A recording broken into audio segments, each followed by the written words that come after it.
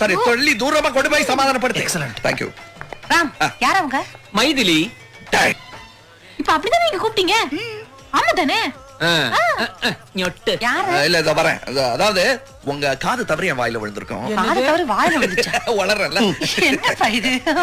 இல்ல அது என்னன்னா, நான் வந்து அவளை மைத்துனின்னு கூப்பிட வந்தது காது தவறி உங்களுக்கு மைத்திலின்னு கேட்டிருக்குன்னு சொல்ல வரேன்னு நினைப்பீங்க. அது இல்ல, நான் அவளை மைத்துனின்னு கூப்பிட வந்தது மைத்திலின்னு ஏன் வாய் தவறி வந்துருச்சு அவ்வளவுதான். ஓகே, எனக்கு புரிஞ்சிருது. அவ மேகியோட சிஸ்டர். ஓ, அனித்தியானோ? சீச்சி சேச்சியானோ? இல்ல சீச்சின்னா அவங்க ரெண்டு பேரும் ட்வின்ஸ் அப்படின்னு சொல்வேன்னு எதிர்பார்த்தீங்க. அதுதான் இல்ல. அவங்க ரெண்டு பேரும் சாதாரணமா எல்லாரையும் போல அண்ணன் தம்பியா பிறக்க வேண்டியவங்க அக்கா தங்கையா பிறந்துட்டாங்க. அக்கா தங்கச்சிக்கிற ஜாட வேற வேறையா இருக்கு. மாமா நான் ஒன்று சொல்லட்டுமா? கேள்வி கேட்கறது ரொம்ப ஈஸி மாமா, பதில் சொல்றதுதான் கஷ்டம். சொல்லி பார்த்தாதான் தெரியும். உடனே நீ என்னப்பா எதுக்கு டென்ஷன் ஆற? எனக்கு ஒரு டென்ஷன் இல்ல. நான்